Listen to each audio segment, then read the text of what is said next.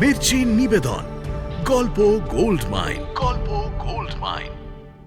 বইটির সত্ত্ব আনন্দ publishers private limited কর্তৃক সংরক্ষিত। পয়লা বৈশাখ প্রতাপাদিত্যের রাজ্যাভিষেক হয়েছিল। উৎসব হোক সেই দিনটাতে। প্রতাপাদিত্যের জীবনীর উপাদান সংগ্রহ করো, বই জোগাড় করো। তারপর তার বীরত্ব ও সাহসিকতার দিকটাকে বেশি উজ্জ্বল করে কেউ লিখুক একটা প্রবন্ধ। সেই প্রবন্ধটি পাঠ করে সাধারণ মানুষকে তার কথা জানানো হোক। সভায় আর কোনো বক্তৃতা হবে না। চতুর্দিকে লোক লাগিয়ে খুঁজে খুঁজে বার করো, কোন বাঙালির ছেলে তলোয়ার খেলতে জানে, কুস্তি বক্সিং জানে, লাঠি চালায়। কবিতা আর গল্প পাঠের বদলে সেই সব ছেলেদের অস্ত্র শিক্ষার প্রদর্শন হোক। যারা যারা বিশেষ কৃতিত্ব দেখাবে তাদের প্রত্যেককে আমি একটি করে সোনার মেডেল দেব। সেই মেডেলের পেছনে লেখা থাকবে দেবা দুর্বল ঘাতকা। শুনছেন সুনীল গঙ্গোপাধ্যায়ের লেখা উপন্যাস প্রথম আলোর দ্বিতীয় খণ্ড। আজ শুনবেন পঞ্চদশ পর্ব। মণিলাল গঙ্গোপাধ্যায় নামে একটি যুবক প্রায়ই আসে সরলার কাছে। সাহিত্য চর্চায় তার খুব উৎসাহ। ভবানীপুর অঞ্চলে তাদের একটি সাহিত্য সমিতি আছে। সে একদিন সরলাকে প্রস্তাব দিল, আমাদের সমিতির সাংবৎসরিক উৎসবে আপনাকে সভানেত্রী হতে হবে। তার কথা শুনে সরলা তো আকাশ থেকে পড়ল। এরকম আবার হয় নাকি? পুরুষদের আহুত সভায় সভাপতির আসনে বসবে এক নারী? এ কখনো সম্ভব? এমন কেউ কখনো শোনেনি। যদি বা লোকনিন্দা বা অপবাদ অগ্রাহ্য করাও যায়, তবু সাহিত্য সভার সভাপতিত্ব করার কি এমন যোগ্যতা আছে আমার? আমি এখনো সেরকম কিছু সাহিত্য রচনা করিনি। বরং আমার মা স্বর্ণকুমারী একজন প্রধান লেখিকা। তিনি রাজি হলে তবু মানায়। কিন্তু মণিলাল নাছোড়বান্দা। সরলাকেই তাদের চাই। আমাদের ক্লাবের সব সদস্য মিলে সেই সিদ্ধান্তই নিয়েছে। কয়েকদিন এই নিয়ে পীড়াপিড়ি চলার পর সরলার মাথায় একটা বিশেষ পরিকল্পনা এসে গেল। বোম্বাই রাজ্যে বাল গঙ্গাধর তিলক শিবাজি উৎসব প্রবর্তন করতে সার্থক হয়েছেন। গণেশ পুজো যেমন জনপ্রিয় হয়েছে, তেমনি বীর যোদ্ধা শিবাজিকেও জনসাধারণ আদর্শ হিসেবে গ্রহণ করেছে। সরলার মাথায় মাঝে মাঝে ঘোরে, বাংলার কোনো বীরপুরুষকে সেই রকম আদর্শ হিসেবে গ্রহণ করা যায় না? বাংলার সাধারণ মানুষ শিবাজির বিষয়ে কিছুই জানে না। শিক্ষিত লোকেরাও শিবাজিকে উঁচু চোখে দেখে না। ইংরেজ ঐতিহাসিকরা শিবাজিকে আখ্যা দিয়েছে পাহাড়ি ইঁদুর বলে। আফজাল খাঁ হত্যা প্রসঙ্গটি শিবাজির বীরত্বের বদলে হীন বিশ্বাসঘাতকতার নিদর্শন। এদেশের শিক্ষিত লোকেরাও তাই মনে করে। তিলক অবশ্য তাঁর পত্রিকায় আফজাল খাঁ হত্যার যৌক্তিকতা প্রমাণ করেছেন জোরালো ভাষায়। সরলা সেটাই মানে। তবু একজন বাঙালি বীর কি পাওয়া যাবে না? কতকাল হলো বাঙালিরা যুদ্ধ করতে ভুলে গেছে। বাঙালির ইতিহাসও তো লেখা হয়নি এ পর্যন্ত। বঙ্কিমচন্দ্র পর্যন্ত এ নিয়ে আফসোস করে গেছেন। হঠাৎ সরলার মনে পড়ল প্রতাপাদিত্যর কথা। যদিও শিবাজি মহারাজার তুলনায় প্রতাপাদিত্য নিতান্তই এক ছোট জমিদার, 12 ভূঁইয়ার অন্যতম। কাকাকে অন্যায়ভাবে হত্যা করার কলঙ্ক আছে তাঁর নামেও। কিন্তু অন্যদিকে বাংলার এক ক্ষুদ্র জমিদার হয়েও তিনি মুঘল বাদশাহের বিরুদ্ধে রুখে দাঁড়িয়ে স্বাধীন হতে চেয়েছিলেন। নিজের নামে সিক্কা ও টাকা চালিয়েছেন। এই যে সাহস, এই যে পৌরুষ, এটাকেই যদি বেশি করে দেখানো যায়, বাঙালি জানবে যে প্রবল শক্তির বিরুদ্ধে অস্ত্র ধারণ করার মতন বীর্যবান বাঙালি ছিল। প্রতিবাদের এই তেজটাই তো বড় কথা। এখনকার ইংরেজ শাসকরাও তো মহাশক্তিমান, সব অস্ত্রশস্ত্র তাদের হাতে। তবু কি তাদের অত্যাচারের প্রতিবাদ করবে না এদেশের মানুষ? চিরকাল এমন মুখ বুজে সহ্য করে যাবে? এসব ভেবে মণিলালকে সরলা বলল, তোমাদের সভায় আমি যেতে পারি, কিন্তু একটা শর্ত আছে। সাহিত্য পাঠ টাঠ আপাতত বন্ধ থাক। তোমরা একটা প্রতাপাদিত্য উৎসব করতে পারবে? পয়লা বৈশাখ প্রতাপাদিত্যের রাজ্যাভিষেক হয়েছিল। উৎসব হোক সেই দিনটাতে। প্রতাপাদিত্যের জীবনীর উপাদান সংগ্রহ করো, বই জোগাড় করো। তারপর তার বীরত্ব ও সাহসিকতার দিকটাকে বেশি উজ্জ্বল করে কেউ লিখুক একটা প্রবন্ধ। সেই প্রবন্ধটি পাঠ করে সাধারণ মানুষকে তার কথা জানানো হোক। সভায় আর কোনো বক্তৃতা হবে না। চতুর্দিকে লোক লাগিয়ে খুঁজে খুঁজে বার করো, কোন বাঙালির ছেলে তলোয়ার খেলতে জানে, কুস্তি বক্সিং জানে, লাঠি চালায়। কবিতা আর গল্প পাঠের বদলে সেই সব ছেলেদের অস্ত্র শিক্ষার প্রদর্শন হোক। যারা যারা বিশেষ কৃতিত্ব দেখাবে তাদের প্রত্যেককে আমি একটি করে সোনার মেডেল দেব। সেই মেডেলের পেছনে লেখা থাকবে দেবা দুর্বল ঘাতকা। মণিলালের দলবল তাতেই রাজি। দেখা গেল বাঙালি একেবারে নির্জীব নয়, লাঠি ছোড়া তলোয়ার চালাতেও বেশ কিছু ছেলে দক্ষ। মঞ্চের ওপর প্রতাপাদিত্যের একটি তৈলচিত্র, তার সামনে একটি তলোয়ার। সরলা শুভ্র সিল্কের শাড়ি পরে এসেছে, শরীরে কোনো অলংকার নেই, একটা ওড়নায় মাথার অর্ধেকটা ঢাকা।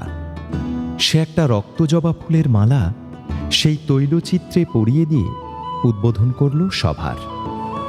তারপর দর্শকদের দিকে ফিরে নমস্কার জানিয়ে বসল পাশের চেয়ারে। একটি কথাও উচ্চারণ করল না। শুরু হলো লাঠি খেলা, অসি খেলা। ভবানীপুরের ক্লাব প্রাঙ্গণে দর্শকের ভিড়ে যেন তিল ধারণের জায়গা নেই। এরকম দৃশ্য কলকাতার মানুষ আগে কখনো দেখেনি। বাঙালির হাতে অস্ত্র, আর তাদের উৎসাহ দিচ্ছে মঞ্চে উপবিষ্ট এক বড় ঘরের কুমারী তরুণী। পরের দিন সংবাদপত্রগুলিতে লেখা হলো, কলিকাতার বুকের ওপর যুবক সভায় এক মহিলা সভানেতৃত্ব করিতেছেন দেখিয়া ধন্য হইলাম। এমনকি রক্ষণশীল পত্রিকা বঙ্গবাসীতেও বেরোল, মরি মরি কি দেখিলাম, এ কি সভা! বক্তিমে নয়, টেবিল চাপড়াচাপড়ি নয়, শুধু বঙ্গবীরের স্মৃতি আবাহন। বঙ্গ যুবকদের কঠিন হস্তে অস্ত্র ধারণ ও তাদের নেত্রী এক বঙ্গ ললনা ব্রাহ্মণ কুমারীর সুকোমল হস্তে পুরস্কার বিতরণ। দেবী দশভুজা কি আজ সশরীরে অবতীর্ণ হইলেন? ব্রাহ্মণের ঘরে কন্যা জাগিয়াছে, বঙ্গের গৌরবের দিন ফিরিয়াছে। এরপর আরো অনেক জায়গায় প্রতাপাদিত্য উৎসব অনুষ্ঠিত হতে লাগল। সরলা বাংলার ইতিহাস ঘেঁটে আরও কয়েকজন শৌর্যবান পুরুষকে প্রতিষ্ঠিত করার চেষ্টায় মন দিল। রাজস্থান, পাঞ্জাবে অনেক বীরের আত্মদানের কাহিনী আছে। সরলা খুঁজে পেতে চায় বাঙালির দৃষ্টান্ত।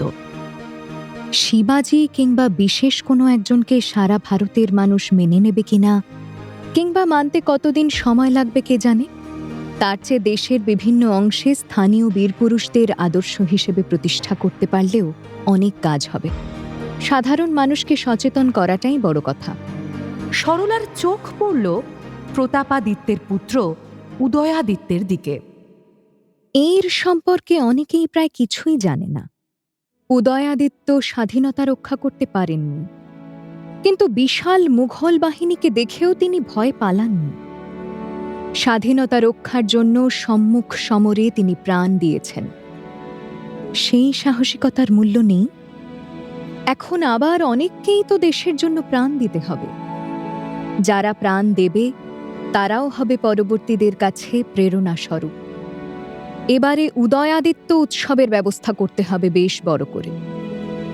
পাছে কেউ মনে করে যে প্রত্যেকটি উৎসবে সভানেত্রীর আসন গ্রহণ করে সরলা নিজের খ্যাতি প্রতিপত্তি বাড়াচ্ছে, তাই মাঝে মাঝে সে আড়ালে থাকে, মঞ্চে ওঠে না, কিংবা উৎসবের ধারে কাছেও যায় না। যদিও পরিকল্পনা সব তারই, এবং টাকা পয়সাও সে নিজেই দেয়।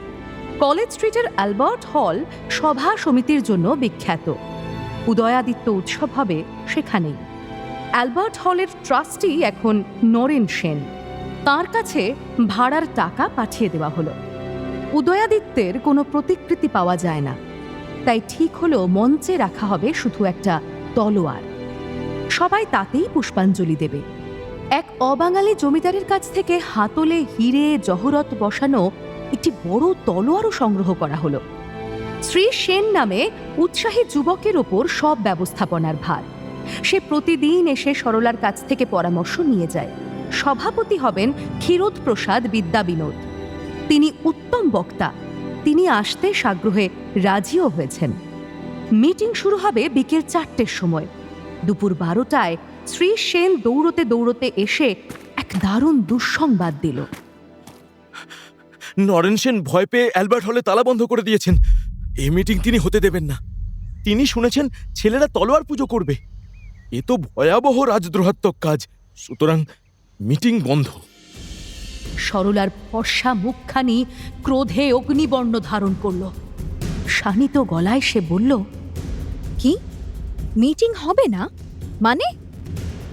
সব সংবাদপত্রে জানানো হয়েছে, রাশি রাশি হ্যান্ডবিল বিলি হয়েছে, দেয়ালে পোস্টার পড়েছে, মিটিং হবে না। উনি সই করে অগ্রিম টাকা নিয়েছেন। এখন মিটিং বন্ধ করার কি অধিকার আছে? আমি ওর নামে মামলা করব। কিন্তু মামলা মোকদ্দমার নিষ্পত্তি তো একদিনে হয় না। আজকের অনুষ্ঠান বন্ধ রাখা ছাড়া তো গতি নেই। সরলা বাড়ির ভেতর থেকে এক মুঠো টাকা নিয়ে এসে বলল, আপনারা কাছাকাছি কোনো থিয়েটার হল যে কোনো উপায় ভাড়া করুন, যত টাকা লাগে আমি দেব, মিটিং হবেই হবে। শ্রীশ অন্য হল ভাড়া করতে ছুটে গেল। সরলা চিঠি লিখতে বসল নরেন সেনকে। ইন্ডিয়ান মিরর পত্রিকার সম্পাদক নরেন সেন বিশিষ্ট রাজনৈতিক নেতা হিসেবে পরিচিত। কতবার অন্যায়ের প্রতিবাদ করেছেন। এখন বৃদ্ধ বয়সে তাঁর ভীমরতি হয়েছে নাকি? একদল যুবক তলোয়ার পুজো করতে চায়। পুলিশ যদি ধরপাকড় করতে চায় ওই ছেলেদের ধরবে। উদ্যোক্তা হিসেবে সরলাকে নজরবন্দি করতে পারে। জেনে শুনেই তারা এই ঝুঁকি নিয়েছে। আর অ্যালবার্ট হলের ট্রাস্টি হিসেবে নরেন সেন এইটুকু দায়িত্ব নিতে পারেন না? রাগের মাথায় সরলার চিঠির ভাষায় আগুন ছুটতে লাগল। আজ আপনি তাদের এ পুজো যদি বন্ধ করেন, সংবাদপত্রের সূত্রে সমস্ত ভারতবর্ষে ঢিঢি পড়ে যাবে। সবাই বলবে বাঙালি যুবকেরা খর্গ পুজো করতে চেয়েছিল। একজন নেতৃস্থানীয় বাঙালি বৃদ্ধ হিন্দু তাতে বাধা দিয়েছেন।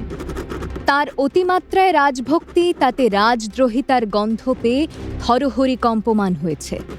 তার তথাকথিত হিন্দুত্বে আজ তিনি সম্পূর্ণ ফেল করেছেন। এই তো একদিকে দেশের লোকের ধিক্কার, আর একদিকে আপনি মামলায় ফেঁসে যাবেন। ছেলেরা আপনার নামে ক্ষতিপূরণের মামলা আনতে পারে। আইনত আপনিই দায়ী। লোক মারফত সেই চিঠি পেয়ে কিছুক্ষণ গুম হয়ে বসে রইলেন নরেন সেন। সরলা ঘোষালের জনপ্রিয়তার কথা তিনি জানেন। নরেন সেনের ঝানু মাথার মধ্যে এক দ্বন্দ্ব উপস্থিত হল। অনেক যুবক তার কথায় ওঠে বসে। সরলার উস্কানিতে তারা কখন কি হামলা করবে তার ঠিক নেই। এদিকে তলোয়ার পুজো তো সাংঘাতিক ব্যাপার। এ যে ইংরেজের বিরুদ্ধে সশস্ত্র বিদ্রোহের ইঙ্গিত। ইতালিতে আয়ারল্যান্ডে যা চলছে তা কি ভারতে কখনো সম্ভব? সরলা নেহাত ছেলে মানুষ। সিপাহী বিদ্রোহের দিনগুলির কথা সে জানে না। নরেন সেনের তখন 14 বছর বয়স ছিল। সিপাহীদের বিদ্রোহ দমন করার জন্য ইংরেজরা যে কি চরম নিষ্ঠুর পন্থা অবলম্বন করেছিল তার ভয়াবহ স্মৃতি এখনো অনেকের মনে রয়ে গেছে। অনেক ভেবে চিনতে দূত মারফত চাবি পাঠিয়ে দিয়ে তিনি সংক্ষিপ্ত চিঠিতে জানালেন, যুবকেরা উৎসব করতে চায় করুক, তবে এ বাবদ কোনো রকম গন্ডগোল হলে তার সব দায়িত্ব ওই সরলা ঘোষালকে নিতে হবে। কিন্তু নিজে একজন মানী গুণী ও সমাজের বিশিষ্ট ব্যক্তি হয়েও যে দায়িত্ব নিতে ভয় পান, সেই দায়িত্ব তাঁর কন্যা সময় 25 বছরের যুবতীর কাঁধে চাপিয়ে নিশ্চিন্ত হতে চান নরেন সেন। এদিকে শ্রীশ এর মধ্যে অ্যালবার্ট হলের কাছাকাছি হ্যারিসন রোডের ওপর অ্যালফ্রেড থিয়েটার ভাড়া করে এসেছে দ্বিগুণ টাকায়। থিয়েটারের মালিক একজন মারোয়াড়ি ব্যবসায়ী। তাকে জানানো হয়েছে উৎসবের অঙ্গ হিসেবে তলোয়ার পুজোর কথা। মালিকের তাতে আপত্তি নেই। সে বলেছে, আপনারা পূজা করেন, নাচেন, কুঁদেন, সে আপনারা জানেন। আমার ভাড়ার টাকা ঠিকঠাক পেলেই হলো। সে মারোয়ারি আর টাকা ফেরত দেবে না। দুটো হলের মধ্যে কোথায় হবে উৎসব? উদ্যোক্তারা জরুরি মিটিংয়ে বসল। হাতে আর বেশি সময় নেই। অ্যালবার্ট হলের কথা লোকজনকে জানানো হয়ে গেছে, সেখানেই ব্যবস্থা করা উচিত। কিন্তু নরেন সেনের ব্যবহারে সকলেই কুপিত হয়ে আছে। নরেন সেন যে হল দিতে আপত্তি করেছিলেন সেটাও জনসাধারণের জানা উচিত। তখন ঠিক হলো অ্যালফ্রেড থিয়েটার হলেই হবে অনুষ্ঠান। অ্যালবার্ট হলের সামনে ভলেন্টিয়ার দাঁড় করিয়ে রাখা হবে। তারা দর্শক শ্রোতাদের থিয়েটার হলে পৌঁছে দেবে। যথা সময়ে বিপুল জনসমাগমে শুরু হলো অনুষ্ঠান। সরলা নিজে গেল না, তার উদ্বোধনী ভাষণ লিখে পাঠিয়ে দিল। বাড়িতে সে বসে রইল উদ্বিগ্ন প্রতীক্ষায়। সত্যি কি পুলিশ হামলা চালাবে? আমার অনুবর্তী যুবকেরা কারারুদ্ধ হবে? আমিও ওদের সঙ্গে যেতে রাজি আছি। সরলা যেন মনে মনে চায় একটা কিছু ঘটুক, ইংরেজ সরকারের টনক নড়ুক, দমন নীতি শুরু হোক। তাতে যুব সম্প্রদায় আরো বেশি উত্তেজিত হবে। ব্রিটিশ সরকারের অস্ত্র আইনে ভারতীয়রা কোনো অস্ত্রশস্ত্র নিয়ে প্রকাশ্যে ঘোরাফেরা করতে পারে না। এখন প্রকাশ্যে অস্ত্র পূজা তো সরকারি আইনেরই বিরুদ্ধতা। এত বড় একটা দেশ, কোটি কোটি মানুষ, তারা আত্মরক্ষার জন্যও অস্ত্র ধারণ করতে পারবে না? শাসকরা সব সময় অস্ত্র উঁচিয়ে রাখবে, আর তার তলায় বদ্ধ পশুর মতন মাথা নিচু করে থাকবে এদেশের মানুষ? একা বৈঠকখানা ঘরে ভারতের মানচিত্রের সামনে দাঁড়িয়ে থাকে সরলা।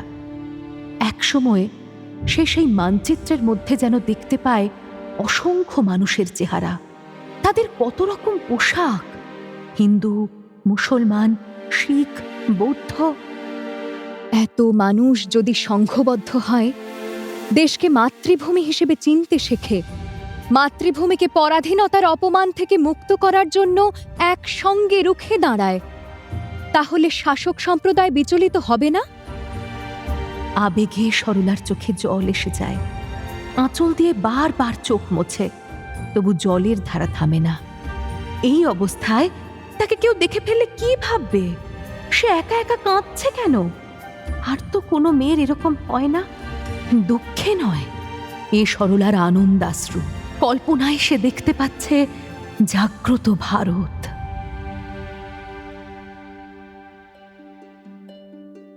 মহারাজ বীরচন্দ্র মাণিক্যের মৃত্যুর পর ত্রিপুরায় শুরু হয়ে গেল রাজনীতির খেলা। কুচক্রীয় সুযোগ সন্ধানীরা ঘোঁট পাকাতে লাগল সিংহাসনের অধিকার নিয়ে। অশান্তির আগুন জ্বললে সেই আগুনে অনেকে নিজেদের মাংস রুটি বানায়। যুবরাজ হিসেবে রাধাকিশোরেরই সিংহাসন প্রাপ্য, কিন্তু কুমার সমরেন্দ্রনাথ তাঁর দাবি আবার তুললেন। তার পক্ষেও সমর্থক কম নেই। বহুদিন পর আবার মহারানী ভানুমতির নামে জয়ধ্বনি দেওয়া হতে লাগল। স্বর্গীয় মহারাজের পাটরানীর সন্তানই সিংহাসনের ন্যায্য অধিকারী, এই নিয়ে শোরগোল তোলা হল। মহারাজ বীরচন্দ্র মৃত্যুর আগে উত্তরাধিকারী নির্বাচনের ব্যাপারে স্পষ্ট ব্যবস্থা করে যাননি।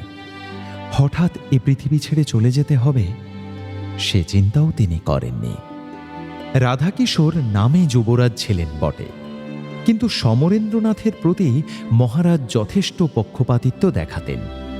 পাত্রমিত্রদের বুঝিয়ে দিতেন যে ভানুমতির গর্ভের সন্তানই তাঁর প্রিয় সন্তান। কলকাতার সফরে অধিকাংশ সময় তিনি সমরেন্দ্রনাথকেই সঙ্গে আনতেন। এখন সমরেন্দ্রনাথের সমর্থকরা বলতে লাগল, রাধাকিশোরকে একসময় যুবরাজ করা হয়েছিল, তাতে কি হয়েছে? তা কি বদলানো যায় না? পরলোকগত মহারাজ সমরেন্দ্রনাথকেই বেশি পছন্দ করতেন, তিনি ওকেই সিংহাসনে বসাতেন। একালের রাজকুমাররা তলোয়ার হাতে নিয়ে দ্বন্দ্বযুদ্ধে নিজেদের ক্ষমতার প্রশ্ন মিটিয়ে ফেলে না। তারা মামলা মোকদ্দমায় যায়, দল ভাঙাভাঙির খেলায় মেতে থাকে। অর্থ ব্যয় হয় জলের মতো, রাজ্যে চলতে থাকে অরাজকতা। ভারতের এইসব দেশীয় রাজ্যরূপী মেষশাবকগুলিকে গ্রাস করার জন্য উদ্যত হয়ে আছে ব্রিটিশ সিংহ। যুবরাজ রাধাকিশোর তাঁর পিতার মতন জবরদস্ত পুরুষ নন। তার পিতার চরিত্রে ছিল অনেক বৈপরীত্য। তিনি ছিলেন একদিকে কবি ও শিল্পী, অন্যদিকে চতুর রাজনীতিবিদ, ভোগী কিন্তু অসংযমী নন, সাধারণ মানুষের প্রতি উদার, আবার নিজের অধিকার রক্ষার জন্য নিঠুর স্বার্থপর। সেই তুলনায় রাধাকিশোর সরল ও একরঙা মানুষ। তিনি বুদ্ধিমান, কিন্তু তার জাগতিক জ্ঞান কম। বীরচন্দ্র মানিক্যের মৃত্যু হয়েছে কলকাতায়। সেই খবর পেয়েই রাধাকিশোর ত্রিপুরার সিংহাসনের দখল নিয়েছেন। এদিকে সমরেন্দ্রনাথও পিতার শেষকৃত্যের পর সদল বলে ধেয়ে এসেছেন। তাঁদের ধাক্কায় সিংহাসন টলটলায়মান। রাধাকিশোরের কোনো বন্ধু নেই। তার বাবা কলকাতার বিশিষ্ট ব্যক্তিদের সঙ্গে তার পরিচয় করাননি। পুরাতেই কিছু কিছু রাজকার্য নিয়ে তাকে ব্যস্ত থাকতে হতো। এই সংকটের সময় তিনি বুঝলেন যে কলকাতার সাহায্য ছাড়া ত্রিপুরায় টেকা যাবে না। হাইকোর্ট কলকাতায়, ইংরেজ রাজত্বের রাজধানী কলকাতায় সব রকম ক্ষমতার কলকাঠি নড়ে। কলকাতায় ত্রিপুরার পক্ষে জনমত সৃষ্টি করার জন্য ইংরেজি জানা ভালো লোক দরকার। রাধাকিশোর এই সময় শশীভূষণ মাস্টারের অভাব অনুভব করলেন। তাকে পেলে অনেক সুবিধে হতো, কিন্তু তিনি এখন কোথায় কে জানে। রাধারমণ ঘোষকে আমি ঠিক বিশ্বাস করতে পারি না। তিনি পরম বৈষ্ণব, অথচ দারুণ ধূর্ত। এই ধরনের লোকদের বোঝা শক্ত। রাধারমণ দুই প্রতিদ্বন্দ্বী কুমারের মধ্যে যে ঠিক কার পক্ষে তা প্রকাশ করছেন না। ওকে বিদায় করে দেওয়াই ভালো। কলকাতার গণ্যমান্য লোকদের সঙ্গে যোগাযোগ করার কথা চিন্তা করে রাধাকিশোরের প্রথমেই মনে পড়ল রবীন্দ্রনাথ ঠাকুর নামে এক কবির কথা। এই কবি প্রায় তাঁরই সমবয়সী। 40 হতে এখনো 3-4 বছর বাকি আছে। রাধাকিশোর রবীন্দ্রবাবুর কাছে দূত হিসেবে পাঠালেন মহিমকে। মহারাজ বীরচন্দ্র মানিক্যের মৃত্যুতে রবি প্রায় আত্মীয় বিয়োগের মতনই আঘাত পেয়েছিলেন। মহারাজ কত পরিকল্পনা করেছিলেন, একটি সমগ্র বৈষ্ণব পদাবলী সংকলন, বাংলা বই ছাপার উত্তম প্রেস স্থাপন, সব বন্ধ হয়ে গেল। এরকম সাহিত্য অনুরাগী রাজা আর কজন হয়? মহারাজের পুত্রদের তিনি চেনেন না। ত্রিপুরার সঙ্গে তাঁর যোগাযোগও ছিন্ন হয়ে গেল। ওখানে সিংহাসনের দাবিদাররা গণ্ডগোল পাকাচ্ছে।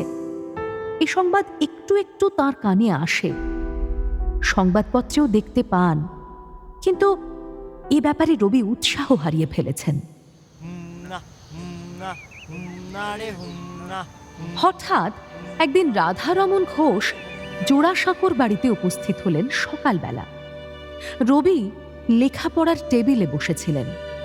খবর পেয়ে বৈঠকখানা ঘরে নেমে এলেন।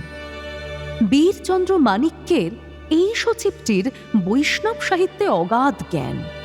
এর সঙ্গে কথা কয়ে আনন্দ পাওয়া যায়। গত বছর কার্শিয়াংয়ে ইনি খুব খাতির যত্ন করেছেন। ইনি কোনো প্রস্তাব নিয়ে এসেছেন নিশ্চয়ই। রবি সাদর সম্ভাষণের পর কৌতূহলী হয়ে তাকিয়ে রইলেন। রাধারমণ শীর্ণকায় মানুষ, ধুতির ওপর শুধু একটি উত্তরীয় গায়ে জড়ানো। হাত জোর করে নমস্কারের পর বলে উঠলেন, রবিবাবু, দেশে চলে যাচ্ছি। কাল সন্ধেবেলায় আপনার কথা বারবার মনে পড়ল, তাই একবার সাক্ষাৎ করতে এলাম। হয়তো আর দেখা হবে না। বসুন বসুন ঘোষমশাই। ত্রিপুরা থেকে কবে এলেন? কবে ফিরছেন সেখানে? এসেছি পক্ষকাল আগে, তবে আর ফিরছি না সেখানে। ত্রিপুরার সঙ্গে আমার সম্পর্ক ঘুঁচে গেছে। সে কি, আপনাকে ছাড়া ওখানকার কাজকর্ম চলবে কি করে? চলবে না কেন? কোনো একজন মানুষের জন্য কোনো কাজই থেমে থাকে না। আপাতত এখন অবশ্য সেখানে অরাজকতা ছাড়া আর কিছুই চলছে না। সিংহাসন সর্বক্ষণ টলমল করছে। আপনি কি কাজ ছেড়ে দিয়ে চলে এলেন? আনুষ্ঠানিকভাবে পদত্যাগ করিনি, আবার ছাড়িয়েও দেয়নি। এমনি চলে এলাম বলতে পারেন। কিন্তু ত্রিপুরার এই দুঃসময়ে আপনার চলে আসা কি উচিত হলো? আপনি অনেক কিছু সামলাতে পারেন। রবিবাবু, আমার আর কতটা ক্ষমতা? আমি ত্রিপুরার মানুষ নই, বহিরাগত। তা নিয়ে অনেক কথা আমাকে শুনতে হয়েছে। মহারাজ বীরচন্দ্র ওইসব ছিদ্রান্বেষীদের আমল দিতেন না। এখন তিনি নেই, আর তাই তারা আবার মাথাচাড়া দিয়েছে। আমাকে বরখাস্ত করার আগেই মান সম্মান নিয়ে চলে আসাটাই কি ঠিক নয়? শেষ পর্যন্ত কে রাজা হচ্ছে? আপাতত রাধাকিশোর রয়েছে, কতদিন থাকে তার ঠিক নেই। কথায় আছে না, বনগাঁয় শিয়াল রাজা। বীরচন্দ্র মাণিক্য ছিলেন বাঘ। আপনি তো ভালো করেই জানেন এখন শিয়ালদের রাজত্ব চলবে। শিয়াল যদি রাজা হয় তবে তার মন্ত্রী হবার মতন যোগ্যতা আমার নেই। মহারাজ ছিলেন স্বশিক্ষিত, কুমাররা শিক্ষার ধার ধারে না। কুমার সমরেন্দ্রনাথ তবু বাইরের লোকজনের সঙ্গে কিছু কিছু মেলামেশা করেছে, দৃষ্টি কিছুটা প্রসার হয়েছে। রাধাকিশোর তো যাকে বলে কুপমণ্ডুক, পড়াশুনোয় ক অক্ষর গোমাংস, ইংরেজি কিছুই বোঝে না। বর্তমানকালে এই লোক রাজ্য চালাবে? সামান্য ছুতোয় ইংরেজ সরকার মুকুট ছিনিয়ে নেবে। সেটা হবে খুবই দুঃখের কথা। স্বাধীন ত্রিপুরা রাজ্যে বাংলা ভাষা ও সংস্কৃতির পরিবর্ধন হচ্ছিল। এখানকার শিক্ষিত সমাজ হ্যাটকোট পরে নকল সাহেব সাজতে ব্যস্ত, মুখে ইংরেজি বুলি। বাংলা ভাষায় কথা বলতেও তারা ঘৃণা বোধ করে। বাংলা ভাষার পৃষ্ঠপোষক আর কে আছে? মাতৃভাষার প্রতি সম্মানবোধ না থাকলে জাতীয়তাবোধ কখনো দৃঢ় হতে পারে? কংগ্রেসের নেতারা ইংরেজি ভাষণে তুফান ছোটান, জনসাধারণের কজন তা বোঝেন? মহারাজ বীরচন্দ্র মাণিক্যের বাংলা ভাষা প্রীতি দেখে আমি অভিভূত হয়েছিলাম। আর সেসব আশা করবেন না। কুমারদের সংস্কৃতি বোধ নেই। ইতিমধ্যেই রাজকোষ শূন্য। সিংহাসনের দাবিদারদের আঁচড় আঁচড়ি কামড়া কামড়ি দেখে তিতিবিরক্ত হয়ে প্রজারাই ইংরেজ শাসন চাইবে। যাক, আপনার আর সময় ব্যয় করতে চাই না। আসলে আপনার কথা খুব মনে পড়ছিল। ভেবেছিলাম রসশাস্ত্র বিষয়ে কিছুক্ষণ আলাপচারিতা হবে। তা নয়, যত সব স্থূল বিষয়ে এসে গেল। এবার আমি বিদায় হই, আর বোধ করি দেখা হবে না। কেন দেখা হবে না? আপনি কোথায় চলে যাচ্ছেন? বাল্মীকির ভাষায় অভিশাপগ্রস্ত ব্যাধের মতন আমি এখন প্রতিষ্ঠাবিহীন। এখনকার বাজারের ভাষায় কর্মহীন। ত্রিপুরায় ফেরার আর কোনো প্রশ্ন নেই। কলকাতাতে থেকেই বা কি করব? আমার দেশের বাড়িতে গিয়ে চুপচাপ বাকি দিনগুলি কাটিয়ে দেব। সে কি, আপনার মতন মানুষ কর্মহীন থাকবেন কেন? রাজস্ব বিষয়ে আপনার অগাধ জ্ঞান। যে কোনো দেশীয় রাজ্য আপনাকে সাগ্রহে ডেকে নেবে। আপনার বয়স এমন কিছু বেশি নয়। আপনার অভিজ্ঞতা, আপনার অর্থনীতি অবশ্যই কাজে লাগানো উচিত। মহীশূরের রাজা এরকমই একজন লোক খুঁজছেন শুনেছি। অত দূরে অন্য ভাষাভাষী রাজ্যে যাবার বাসনা আমার নেই। বাংলাতেও অনেক বড় বড় জমিদার আছেন। কুচবিহারের রাজপরিবারের সঙ্গে আমার কুটুম্বিতা হয়েছে। আমি চেষ্টা করে দেখতে পারি। বলতে বলতে রবি থেমে গেলেন। রাধারমণের দিকে অপুলকভাবে তাকিয়ে থেকে বললেন, আমি কি নির্বোধ? এমন রত্ন কেউ হাতছাড়া করে? আমাদেরই নিজস্ব জমিদারি তদারক করবার জন্য একজন বিশেষ অভিজ্ঞ মানুষের প্রয়োজন। ঘোষমশাই, আপনি যদি আমাদের সঙ্গে যোগদান করতে রাজি হন, আমরা কৃতার্থ হব। আমি তাহলে আজই বাবা মশাইয়ের সঙ্গে দেখা করে কথা বলতে পারি। আপনাদের মতন সুবিখ্যাত পরিবারের সঙ্গে যুক্ত হওয়া তো আমার পক্ষে ভাগ্যের কথা। আমাকে যদি আপনারা যোগ্য মনে করেন। সেই দিনই কথাবার্তা পাকা হয়ে গেল। দেবেন্দ্রনাথের অমত নেই। রবি অনেকখানি ভারমুক্ত হয়ে স্বস্তির নিঃশ্বাস ফেললেন। জমিদারির কাজে তাকে এত জড়িয়ে পড়তে হয়েছে যে নিজস্ব লেখাপড়ার সময় যাচ্ছে কমে। মাঝে মাঝে জমিদারি পরিদর্শনে যেতে তার ভালো লাগে, কিন্তু কলকাতাতেও প্রতিদিন সেরেস্তা হিসেব নিকেশ বুঝে নিতে মেজাজ নষ্ট হয়। রাধারমণের ওপর ভার দিয়ে নিশ্চিন্ত হওয়া যাবে। দিন তিনেক বাদেই রাধারমণ আবার রবির দর্শন প্রার্থী হলেন। মুখখানি পাণ্ডুর, চিন্তাক্লিষ্ট। তিনি শুষ্ক কণ্ঠে বললেন, রবিবাবু, আমার ভুল হয়েছে, আমাকে ক্ষমা করুন। কি ব্যাপার, কোনো গন্ডগোল হয়েছে? সবেগে মস্তিষ্ক চালনা করে রাধারমণ বললেন, না না, কিছু হয়নি। সেদিন ভালো করে চিন্তা না করেই সম্মত হয়েছিলাম, সেটাই আমার ভুল। আপনাদের এখানে কাজ করা আমার পক্ষে সম্ভব নয়। আপনার সঙ্গে কেউ অসদাচরণ করেছে? কর্মচারীরা মাথার ওপর নতুন কারুকে দেখলে প্রথম প্রথম সহযোগিতা করতে চায় না। সেরকম কিছু হলে আমি অবশ্যই তার বিহিত করব। সে সবই আমার জানা, তেমন কিছুই ঘটেনি। আমারই সিদ্ধান্তের ভুল। আমি এতকাল মহারাজ বীরচন্দ্র মাণিক্যের অধীনে কাজ করেছি, রাজার মুখ্য সচিব ছিলাম আমি। এখন আমার পক্ষে আর অন্য কারুর অধীনে কাজ করা সম্ভব নয়। আপনাকে আমরা ঠিক কর্মচারী হিসাবে দেখতে চাইনি তো। আপনি স্বাধীনভাবে।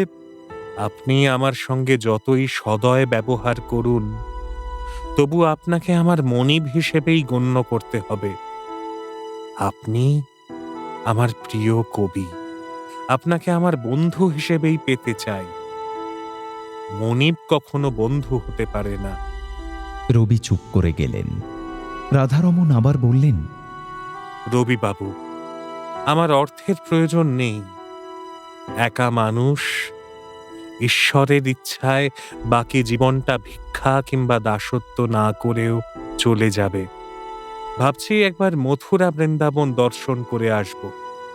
বিষয় চিন্তা মন থেকে সম্পূর্ণ মুছে ফেলে যদি পরমার্থের চিন্তা করা যায়, তার চেয়ে আনন্দের আর কি আছে। আপনি প্রসন্ন মনে আমাকে বিদায় দিন। রাধারমণকে পেয়ে অনেকখানি দায়িত্বমুক্ত হওয়া গেল ভেবে রবি কয়েকদিন বেশ উৎফুল্ল হয়েছিলেন। তার হল না। তবে রাধারমণ স্বেচ্ছায় বিদায় নিয়ে যাওয়ায় যে আরেকদিকে সুদূর প্রসারী লাভের সম্ভাবনা দেখা দেবে, তা রবি টের পেলেন কয়েকদিন পরে। সেদিন মহিমচন্দ্র এলো ত্রিপুরা রাজ্য সরকারের দূত হয়ে। বলেন্দ্রর সহপাঠী হিসেবে এ বাড়িতে তার অবাধ আনাগোনা। সে বলল, ত্রিপুরার নতুন রাজা কলকাতায় এসেছেন। রবীন্দ্রবাবু, তিনি আপনার সঙ্গে সাক্ষাৎ করতে চান। আপনি অনুমতি দিলে মহারাজ নিজেই এখানে দর্শন প্রার্থী হয়ে আসবেন। নতুন রাজা মানে কোনজন? মহিমের আনুগত্য প্রথম থেকেই প্রথাগত দিকে। সে স্পষ্ট স্বরে বলল, যিনি ন্যায্য উত্তরাধিকারী, যিনি যুবরাজ ছিলেন, সেই মহারাজ রাধাকিশোর মাণিক্য বাহাদুর। রবি কিছুক্ষণ চিন্তা করলেন। সিংহাসনে যিনি উপবিষ্ট, তিনিই রাজা। ভ্রাতৃবিরোধের পরিণতি যাই হোক না কেন, এখন একেই রাজা বলে গণ্য করতে হবে। রবি ভাবলেন, স্বাধীন দেশের রাজা হিসাবে তিনি বিশেষ সম্মানের অধিকারী। তাঁর সংবর্ধনার উপযুক্ত ব্যবস্থা না করে হুট করে তাঁকে বাড়িতে আসতে বলা যায় না। রাজর্ষি উপন্যাসে রবি যে গোবিন্দ মাণিক্যের কথা লিখেছিলেন, এই রাধাকিশোর তো তাঁরই বংশধর। নিজস্ব যোগ্যতা থাকুক বা না থাকুক, বংশমর্যাদার জন্যই তিনি শ্রদ্ধেয়। রাজ সন্দর্শনে একজন কবি যাবেন, এতে অসম্মানের কিছু নেই। সার্কুলার রোডের বাড়িতে মহারাজ রাধাকিশোর দোতলার দরবার কক্ষে কয়েকজন কর্মচারীর সঙ্গে আলোচনায় ব্যস্ত ছিলেন। রবিকে দেখেই নিজের আসন ছেড়ে এগিয়ে এলেন।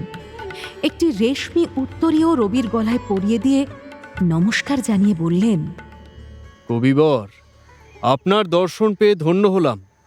আপনি কষ্ট করে নিজে এসেছেন, এজন্য আমি কৃতার্থ। অন্য সকলে ঘর থেকে সরে গেল। মুখোমুখি দুটি চেয়ারে বসার পর কয়েক মিনিট দুজনেই নীরব। রবি দেখলেন বীরচন্দ্র মাণিক্যের দশাশয়ী শরীরের তুলনায় তাঁর এই পুত্রটি বেশ কৃশ, মুণ্ডিত মুখ, গোঁফ আছে বটে, কিন্তু তা বনবিড়ালের লেজের মতন পুরুষ্টু নয়। ধুতির ওপর গলাবন্ধ জামা পরা, অলঙ্কারের বাহুল্য নেই। ডান হাতের আঙুলে একটি অঙ্গুরীয়। চক্ষু দুটি স্নিগ্ধ, ওষ্ঠের ভঙ্গি দেখেই মনে হয় মানুষটি লাজুক প্রকৃতির। একটু পরে ধীর স্বরে রাধাকিশোর বললেন, রবীন্দ্রবাবু, আপনার সঙ্গে আমার আগে পরিচয়ের সৌভাগ্য হয়নি। আমার পিতার সঙ্গে আপনার ঘনিষ্ঠতা ছিল আমি জানি। পিতা আমার সঙ্গে আপনার পরিচয় করিয়ে দেননি। একবারই আমি কলকাতায় এসেছিলাম কয়েক বছর আগে।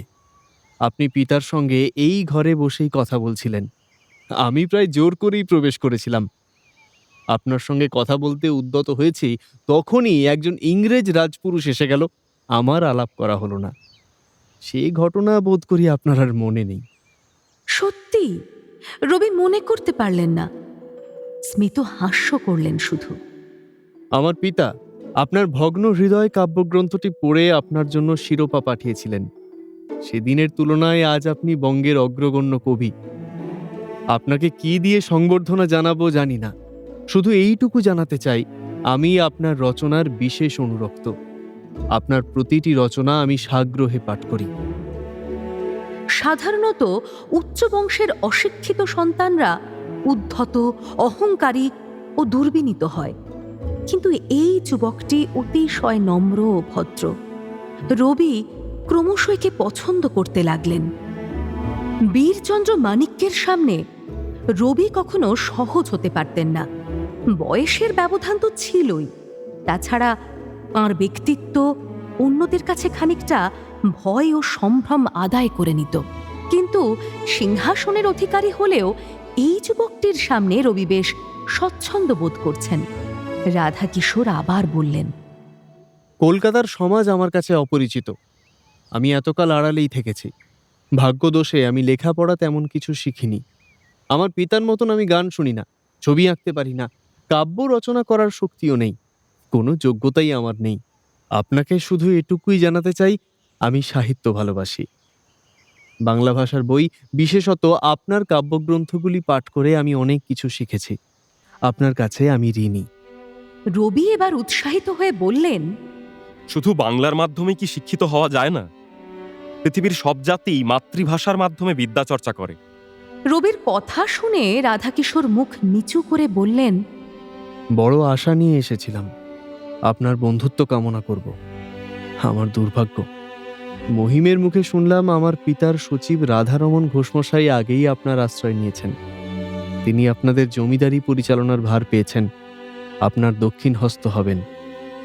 ঘোষমশাই আমাকে পছন্দ করেন না। সিংহাসনে আমার অধিকার নিয়েও তিনি সন্দেহ পোষণ করেন। অথচ আমি যৌবরাজ্য পদে অভিষিক্ত হয়েছি অনেক আগে। কুমারদের মধ্যে আপনিই বয়োজ্যেষ্ঠ, সিংহাসন তো আপনারই প্রাপ্য।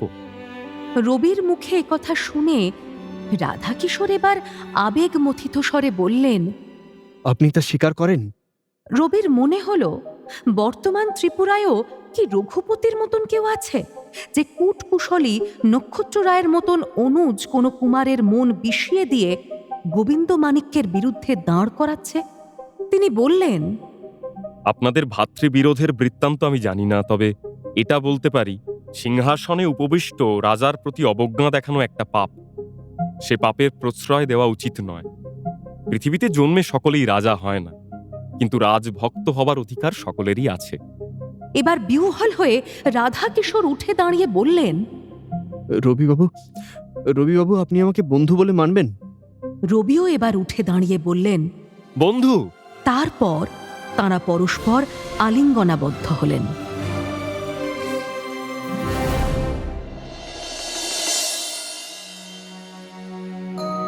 মেঘলা দুপুরবেলা জানালার ধারে লেখার টেবিলে বসে আছে ইন্দিরা। বালিগঞ্জের এই বাড়িটি জ্ঞানদা নন্দিনী কিনেছেন কিছুদিন আগে। কলকাতার দক্ষিণে বালিগঞ্জ নামে অঞ্চলটি খুবই জনবিরল। মাঝে মাঝে একটি দুটি বাড়ি, আর বেশিরভাগই ঝোপঝাড় ও পুকুর। 9 বিঘে জমির ওপর এই বাড়িটিকে ঘিরে রয়েছে বড় বড় গাছপালা। রাস্তা দিয়ে কদাচিৎ দু একটি গাড়ি ঘোড়া যায়। একটা বাঁধানো খাতায় একখানি চিঠি দেখে টুকে রাখছে ইন্দিরা। মাঝে মাঝে লেখা থামিয়ে অলস নেত্রে দেখছে জানালার বাইরের দৃশ্য। মেঘের ছায়া পড়েছে সামনের চত্বরে, উদ্যানে আর দূরের দিঘিতে। অনেক উঁচু আকাশ থেকে ঘুরে ঘুরে নামছে চিল। ওরা আসন্ন বৃষ্টির গন্ধ পায়। জামরুল গাছটায় লাফালাফি করছে গুটি কতক হনুমান। মন রাখুন নামের দারোয়ান লোহার গেটে পিঠ ঠেকিয়ে উদাস সুরে কি একটা গান গাইছে। আবার লেখায় মনোনিবেশ করল ইন্দিরা। খানিক বাদে কিছু একটা শব্দে পিছনে তাকিয়ে সে দেখতে পেল কখন যেন সরলা এসে দাঁড়িয়ে আছে দরজার কাছে। গেট দিয়ে সরলার গাড়ি ঢোকার শব্দও সে টের পায়নি। চট করে চিঠিটা ভাঁজ করে ব্লাউজের মধ্যে লুকিয়ে ফেলল ইন্দিরা। তারপর খাতাটা বন্ধ করে বলল, উমা, সল্লি, আয় আয়। সারা বাড়িতে দেখি সবাই ঘুমোচ্ছে, তুই বুঝি দুপুরে ঘুম দিস না? দুপুরবেলা আমার ঘুম আসে না। বৃষ্টি আসবে, বাইরের আলোটা কি সুন্দর হয়েছে দেখ, ঠিক ভোরবেলার মতো। এরকম ডিফিউজড লাইট আমারও ভালো লাগে। বিবি, তুই আমাকে দেখেই কি লুকিয়ে ফেললি রে? ইন্দিরা সঙ্গে সঙ্গে বুকের কাছে হাত চাপা দিয়ে বলল, ও কিছু না। সরলা সারা মুখ হাসিতে ঝলমলিয়ে বলল, চিঠি, তাই না রে? কার চিঠি? দেখি দেখি। সরলা হাত বাড়াতেই ইন্দিরা খানিকটা পিছিয়ে গেল। সরলা তবু তাকে ধরতে যেতেই দৌড়তে লাগলো ইন্দিরা। কৌতুকহাস্যে খলখলিয়ে সরলা বলল, তবে রে, দিবি না? আমি দেখবই। দুই বোনে ছোটাছুটি করতে লাগলো কক্ষের মধ্যে। সরলার শাড়ি আঁটসাঁট করে পরা, ইন্দিরার আঁচল লুকোচ্ছে। সরলা দৌড়ঝাঁপে অভ্যস্ত, ইন্দিরা নরম, নমনীয়। অচিরেই সরলা ধরে ফেলল ইন্দিরাকে। ইন্দিরা আর্তকণ্ঠে চেঁচিয়ে বলল, না না না না, দেব না, আমি কিছুতেই দেব না, দেব না। সরলা থমকে গেল। ইন্দিরার মুখের দিকে বেশ কয়েক পলক দৃষ্টি স্থাপন করে শান্ত গলায় বলল, সত্যি দেখাবি না? তবে থাক, আমি কি জোর করে কেড়ে নেব নাকি? সরলা টেবিলের কাছে সরে এসে চেয়ারটিতে বসল। ইন্দিরা বুক থেকে চিঠিখানা বের করে রেখে দিল একটা দেওয়াল আলমারিতে। সেটাতে চাবি বন্ধ করল। সরলা খাতাখানা খুলে পড়া শুরু করল। ইন্দিরার হস্তাক্ষর যাকে বলে মুক্তোর মতন। বাংলা ও ইংরেজি দুটোই পাকা লেখা। কয়েক লাইন পড়তে পড়তে মুগ্ধ হয়ে গিয়ে সরলা বলল, এ কি লিখেছিস রে বিবি? এত সুন্দর ভাষা!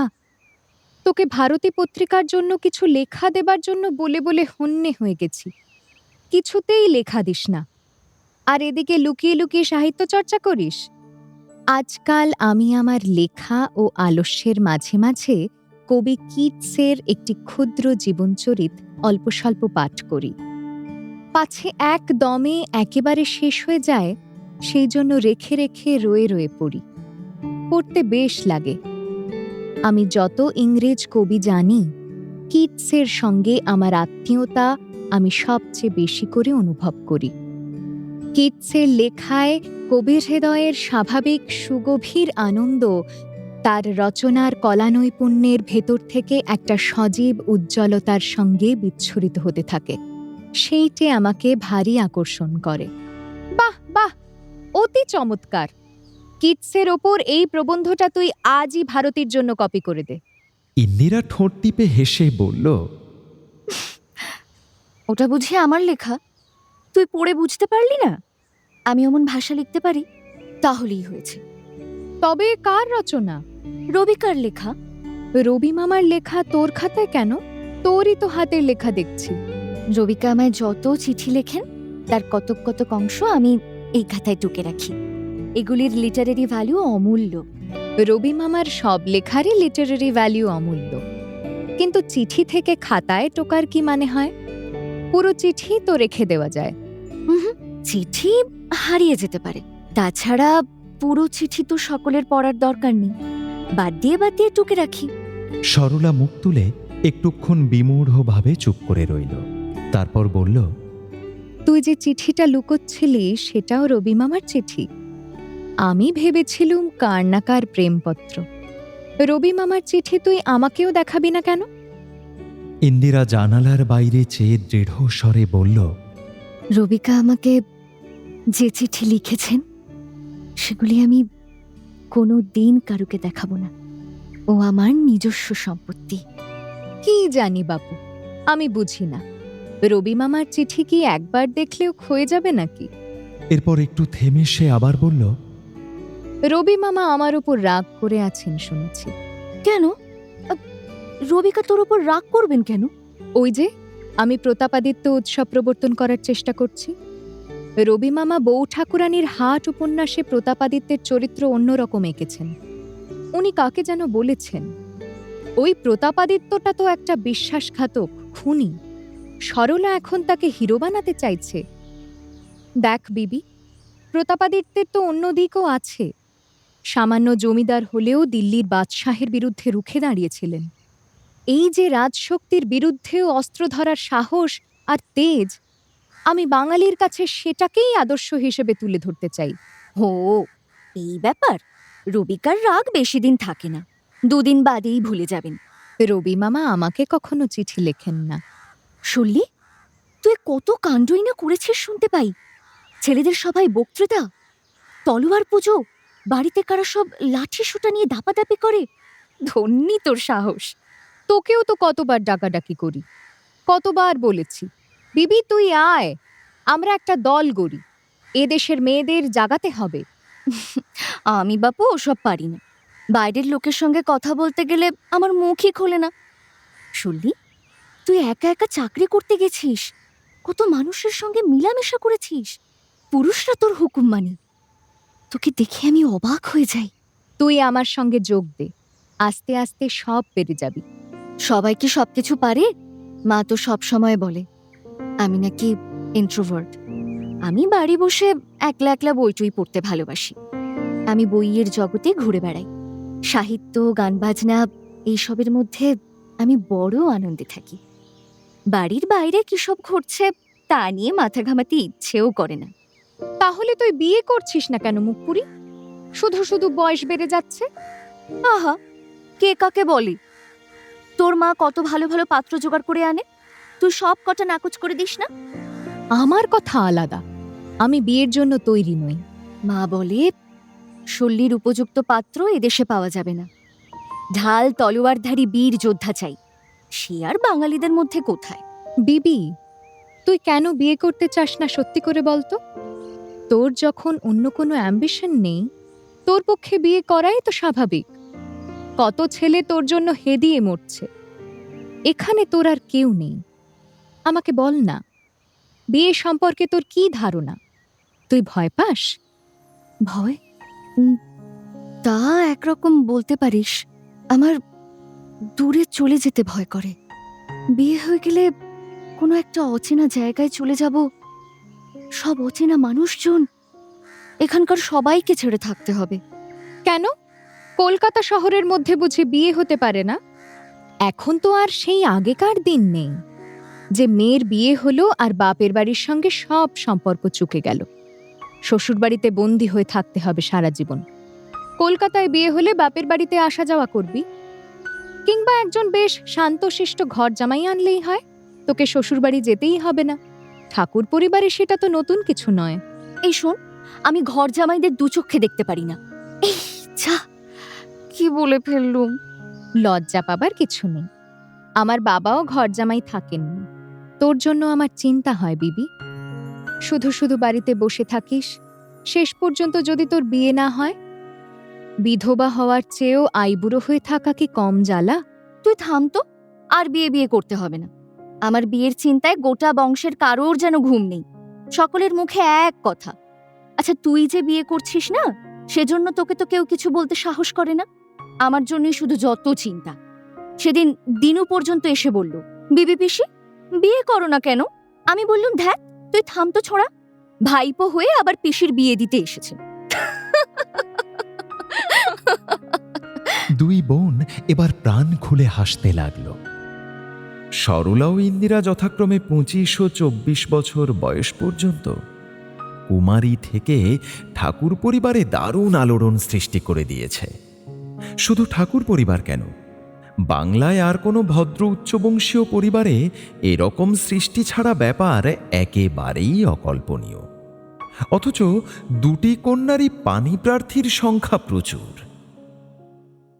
শোন শুনলি, মলিয়েরের একটা নাটক আছে, আমরা ওসব রীতিনীতি বদলে দিয়েছি। আমারও সেই কথা। অচেনা একজন লোককে বিয়ের মন্ত্র পড়ার পরেই প্রাণনাথ বলে আমি ডাকতে পারবো না, ওসব আমার দ্বারা হবে না। সরলা আবার খাতাখানি উল্টাতে উল্টাতে বলল, রবিকা যেখানেই যায় আমাকে লেখে, আমার কাছে সব মনের কথা বলে। শুনলি, তুই নিশ্চয়ই মানবে রথির মা এইসব কথা কিছুই বুঝতে পারে না। আমার আজকাল প্রায়ই মনে হয় রবিকা খুব একা। বাড়িতে যখন থাকে বউয়ের কাছে শুধু ঘর সংসারের কথা আর ছেলে মেয়েদের কথা শুনতে হয়। এতে কি আর মন ভরে তার? একটা নতুন কবিতা লিখে কাকে শোনাবে বলতো? রথির মাকেও দোষ দিতে পারি না, 5-5টা ছেলে মেয়েকে সামলাতেই হিমশিম খেয়ে যায়। শুধু ছেলে মেয়ে সামলানো নয়, মৃণালিনী মামি রান্নাঘর বড্ড ভালোবাসে। যখনই যাই দেখি যে রান্নাঘরে কিছু না কিছু রাঁধছে। রবিকার জন্য আমার মাঝে মাঝে খুব কষ্ট হয় জানিস। অত বড় একজন কবি, এই যে রবিকা কিটসের কথা লিখেছে, কিটস ভালো কবি হতে পারে, রবিকাই বা কম কিসে? সাহেবদের দেশে জন্মালে রবিকার আজ কত কদর হতো, সাহেবরা ওর লেখার খবরও রাখে না। তুই ইংরেজিতে কিছু কিছু কবিতা অনুবাদ কর না, ইংরেজির এত ভালো ছাত্র ছিলি। আমার দ্বারা হবে না, কত বড় বড় পণ্ডিত রয়েছেন, কারুর না কারুর করা উচিত। আমার কি মনে হয় জানিস শুনলি, যথাসাধ্য রবিকার সেবা করি, ওর কাছাকাছি থাকি, ওর মনে স্ফূর্তি এনে দিই। দোষ, আমার দ্বারা ওসব হবে না। কত বড় বড় পণ্ডিত রয়েছেন, কারুর না কারুর করা উচিত। আমার কি মনে হয় জানিস শুনলি, যথাসাধ্য রবিকার সেবা করি, ওর কাছাকাছি থাকি, ওর মনে স্ফূর্তি এনে দিই। দেশ বিদেশের সাহিত্য নিয়ে ঘন্টার পর ঘন্টা গল্প করি, গান শোনাই।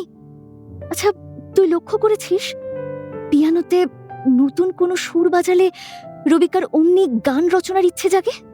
কতদিন আমাদের সঙ্গে কথা বলা বা তর্ক করার পর রাত্রিরে সে বিষয়ে কবিতা লিখেছেন, প্রবন্ধ লিখেছেন।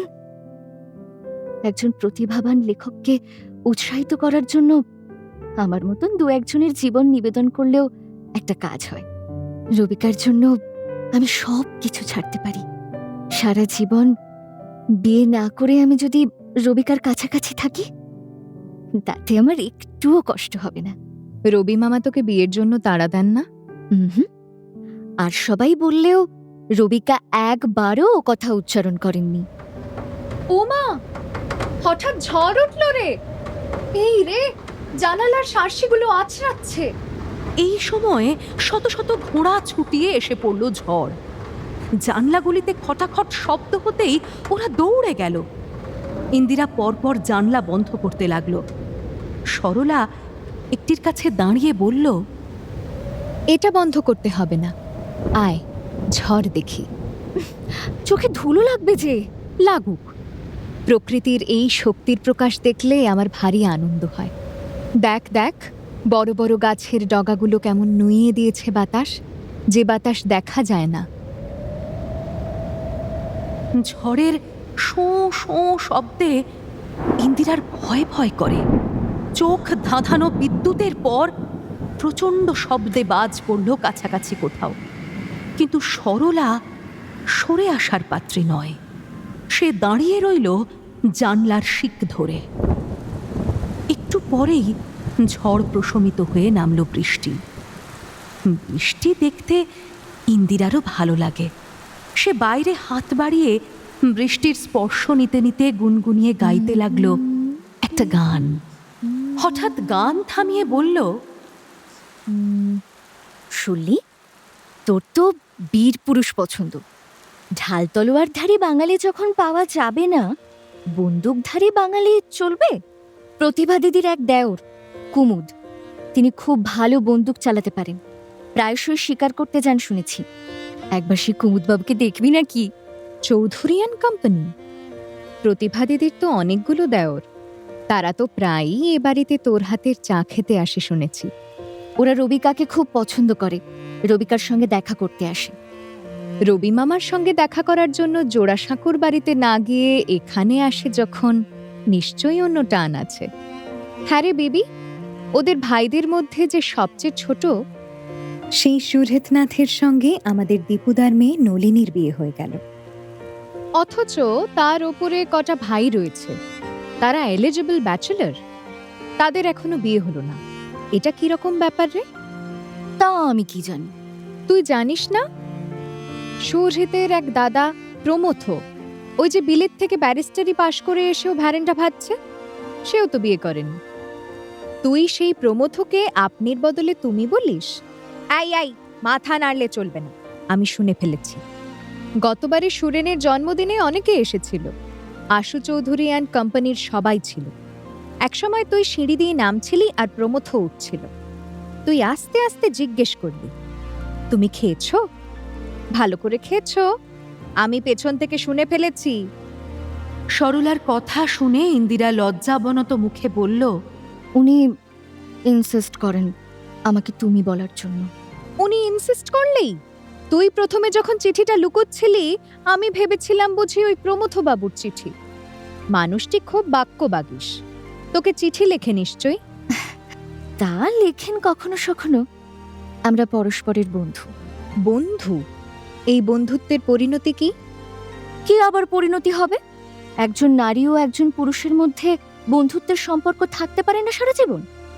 কেন পারবে না? দুজনেই যদি লেখাপড়া জানা হয়, একটা ইন্টেলেকচুয়াল ফ্রেন্ডশিপ তো হতেই পারে, কিন্তু সমাজ কি তা মেনে নেবে? এই আলোচনা আর এগোতে পারল না। দেখা গেল গেট দিয়ে একটা বগি গাড়ি ঢুকছে। দুজনেই সেদিকে তাকালো। ইন্দিরা বলে উঠল, রবিকা এসেছে, রবিকা। আমি তবে এবার যাই। উমা, রবিকা এসেছে, তুই চলে যাবে কেন? দেখা করবি না? উনি বোধহয় তোর সঙ্গে আলাদা করে বিশেষ কোনো কথা বলতে এসেছেন। মুখখানা তোর ফ্যাকাশে হয়ে গেল কেন রে শুনলি? রবিকাকে ভয় পাচ্ছিস নাকি? দেখিস, রবিকা তোকে কিছুই বকবেন না। গাড়ি থেকে নামতে নামতেই বৃষ্টিতে খানিকটা ভিজে গেছেন রবি। একটা তোয়ালে দিয়ে মাথা মুছতে মুছতে লম্বা টানা বারান্দা দিয়ে এগিয়ে এলেন। পরনে শুধু কুর্তা আর পাজামা। ইন্দিরা দরজার কাছে উৎসুকভাবে দাঁড়িয়েছে।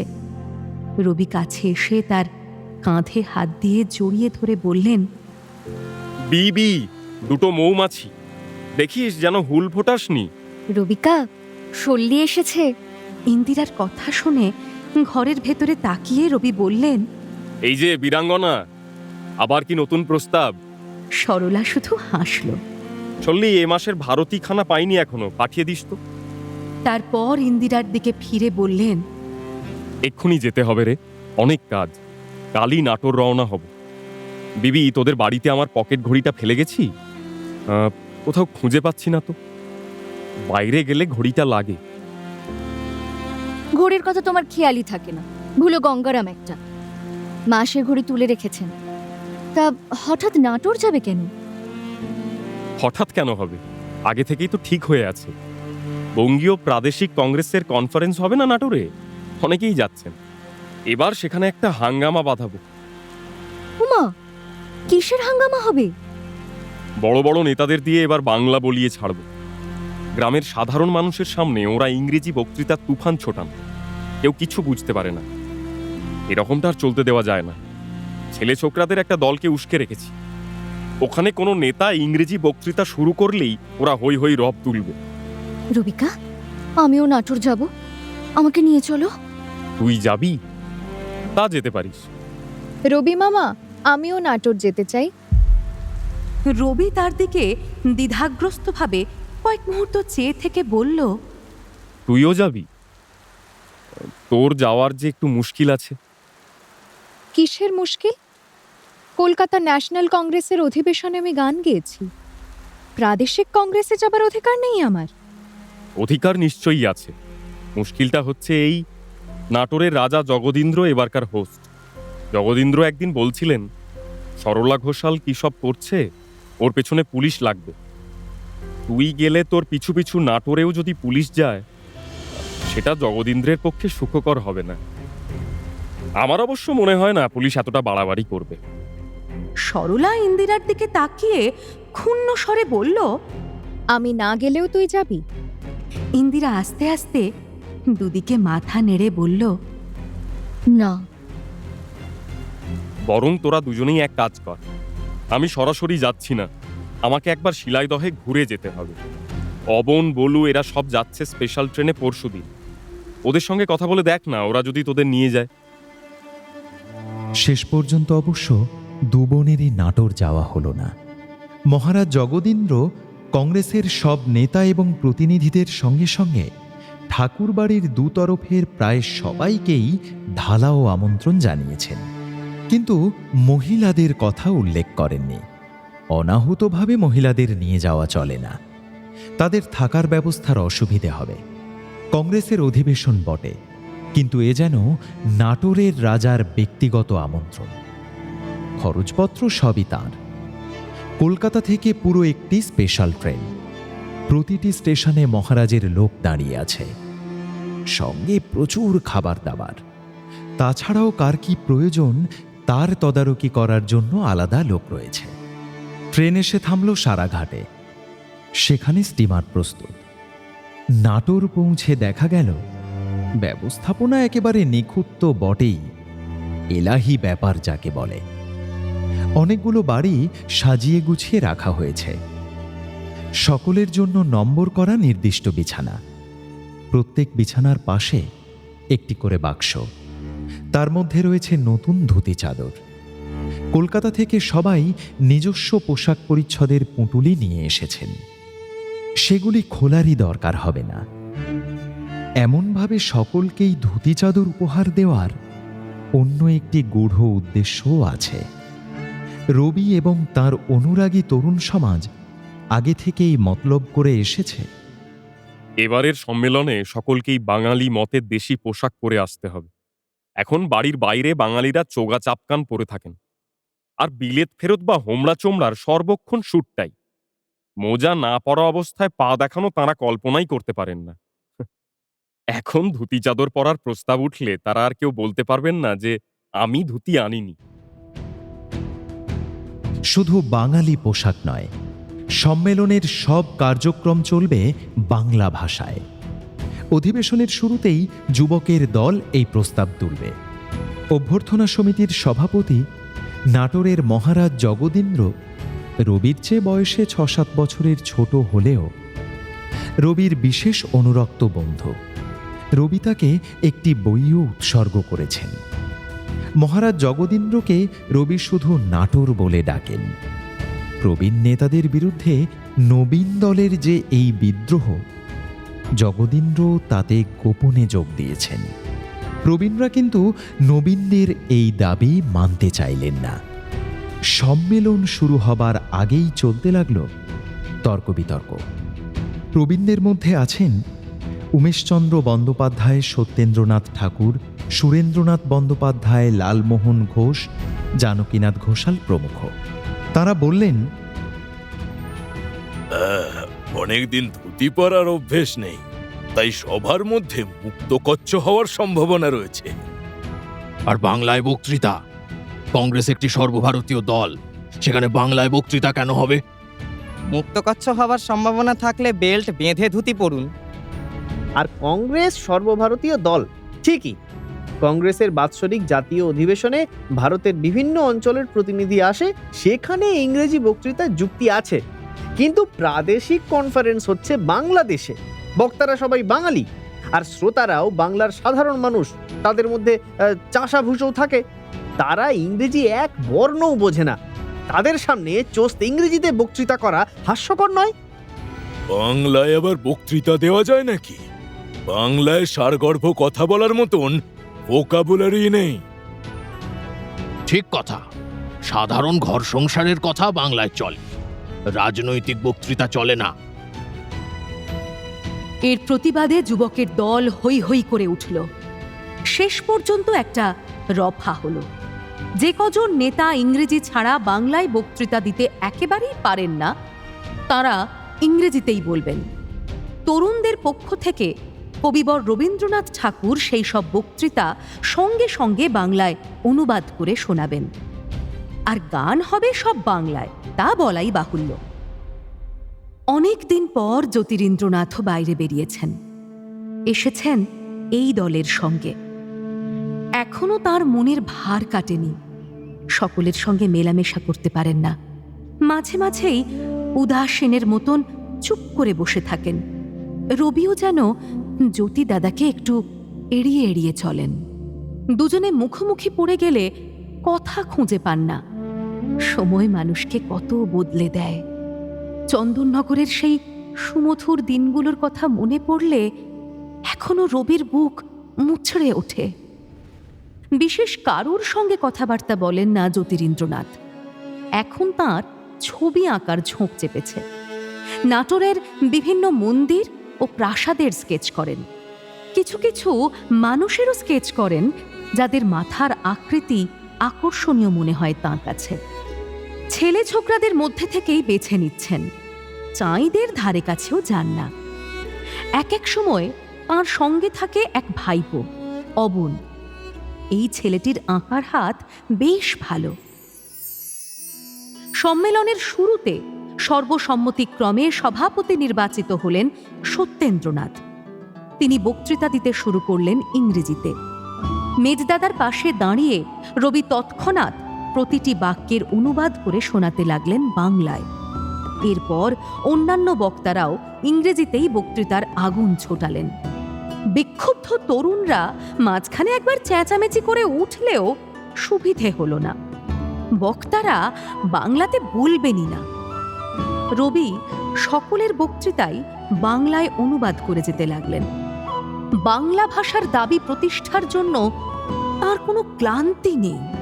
শুধু শেষের দিকে বিখ্যাত বাগ্মী লালমোহন ঘোষ একেবারে বিশুদ্ধ ও জোরালো বাংলায় বক্তৃতা করে চমৎকৃত করে দিলেন সবাইকে। শ্রোতারা সহস্র হাততালিতে তাঁকে অভিনন্দন জানালো। এই তো যেন জয় হলো বাংলা ভাষার। রবির গান দিয়েই প্রথম দিনের অধিবেশন শেষ হলো। সভাভঙ্গের পর বাইরে বেরোবার সময় পাক্কা সাহেব WC ব্যানার্জি রবির কাঁধ চাপড়ে বাঁকা সুরে বললেন, Well, Rabi Babu, your Bengali was wonderful. But do you think your Chashas and Bhushas understood your mellifluous Bengali better than our English? অনেকেরই আশঙ্কা ছিল প্রবীণ ও নবীন দলের মন কষাকষিতে সম্মেলন ভণ্ডুল হয়ে যেতে পারে। শেষ পর্যন্ত সেরকম কোনো সম্ভাবনা দেখা দিল না। কিন্তু আরেকটি সাংঘাতিক বিপদ যে আসন্ন, তা কেউ জানে না তখনও। সভা মণ্ডপের বাইরে টেবিল চেয়ার পেতে চা পানের ব্যবস্থা হয়েছে। বিকেল 5টা বাজে, আকাশ পরিষ্কার, কিন্তু পাখিগুলো যেন অকারণে বেশি কিচিরমিচির করতে করতে উড়ে যাচ্ছে।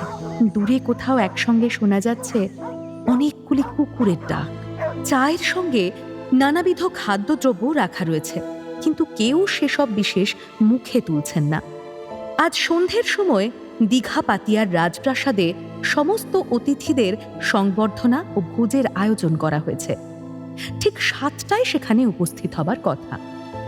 সেই রাজকীয় ভোজের আগে এখন কে আর অন্য খাবার খেয়ে পেট ভরাতে চায়?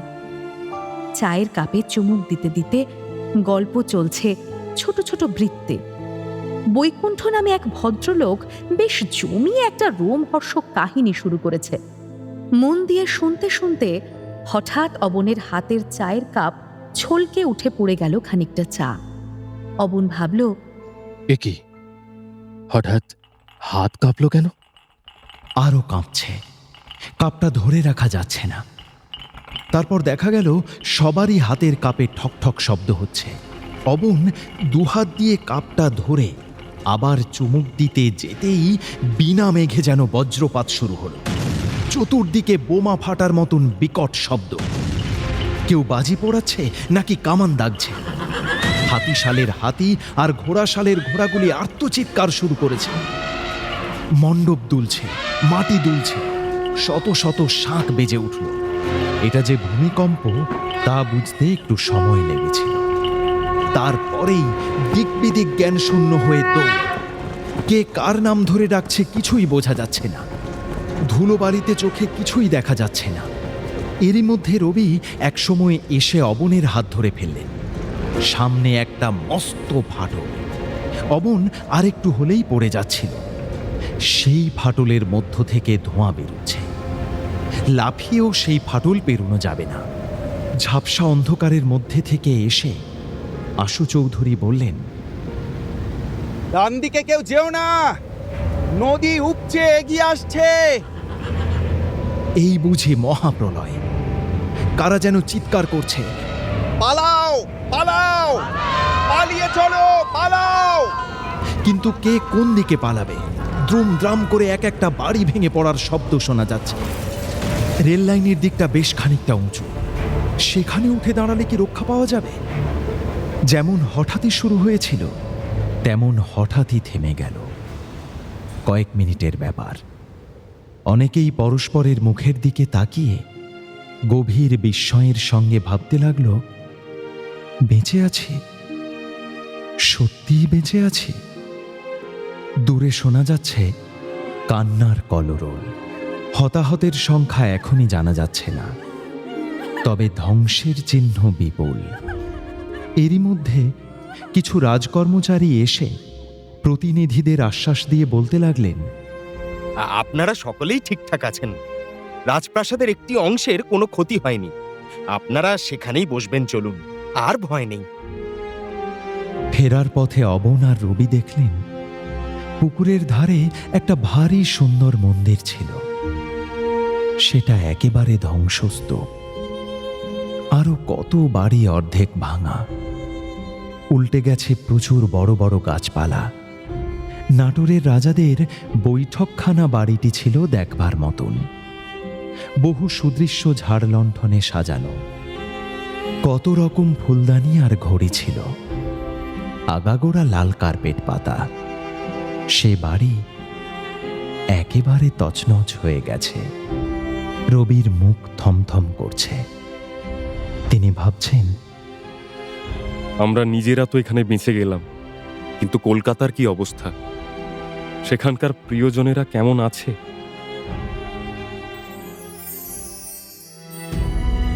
সত্যিই তো, এই ভূমিকম্পের প্রভাব কলকাতায় কতটা পড়বে? রবির পরিবারের সকলে কেমন আছে? কতটা ক্ষতিগ্রস্ত হয়েছে? জোড়াসাঁকো ঠাকুর বাড়ি।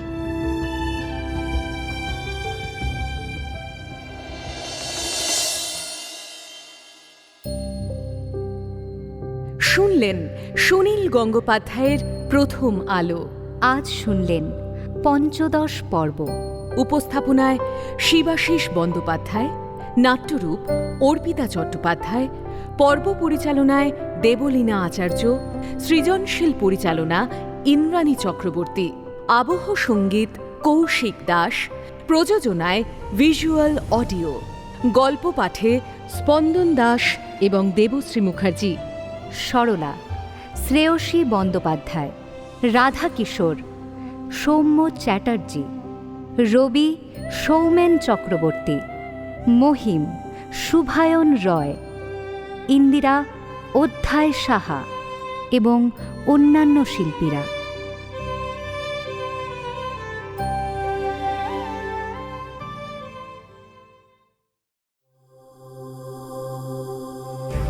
মির্চি নিবেদন, গল্প গোল্ড মাইন।